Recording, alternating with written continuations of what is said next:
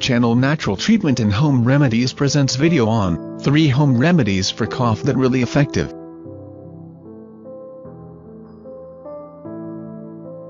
1. Turmeric cough remedy. Heat half cup of water in a boiling pot. Add 1 teaspoon turmeric powder, add 1 teaspoon black pepper, and add 1 tablespoon honey. You may also add cinnamon sticks. Boil this for about 2 to 3 minutes. Drink this daily until the condition improves. 2. Ginger cough remedy. Cut fresh ginger into small slices and crush them slightly. Put them in a cup of water and bring to a boil. Drink this herbal solution 3 to 4 times a day for relief. 3. Lemon cough remedy.